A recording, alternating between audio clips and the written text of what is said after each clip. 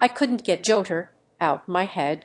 What Scotland's heroes said. Glasgow nightclubs, red wine with Kenny Dalglish, and an incredibly moving tribute to the late Diogo Jota all came to mind for Scotland captain Andy Robertson. John McGinn spoke of the emotional torment of an epic night at Hampden. Craig Gordon reflected on his lengthy injury woes. And Lewis Ferguson was thinking of his wee girl on her birthday. The Scotland players talked and talked and talked after sealing the place in the Men's World Cup for the first time since 1998 with a scarcely believable 4-2 victory over group favourites Denmark. Scott McTominay scored one of, if not the greatest, Scotland goals ever, while Kieran, Tierney and Kenny McLean both struck beauties of their own in injury time to seal one of the great wins at the National Stadium. While celebrations followed those two strikes and continued long past the final whistle as players and fans contributed to joyous scenes in Glasgow's southside.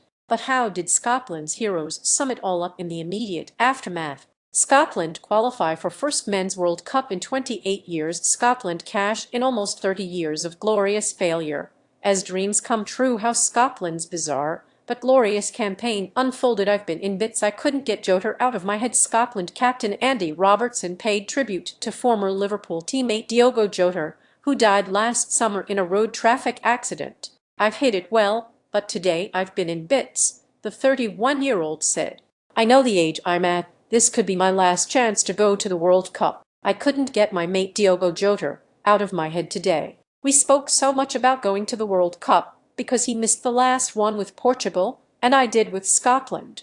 I know he'll be smiling over me today. I'm so glad it's ended up this way. This group of boys, this group of staff, it's the best group I've been involved in. The manager's speech before the game was unbelievable. He went through the big moments we've had. Qualifying for the Euros, he couldn't quite remember. We were in Wonderbar. He said, let's make it another one. We were quite emotional. To do it for him, the staff and all our families, it'll go down as one of the greatest nights of my life. That just sums up this squad. Never say die. We just keep going right to the end.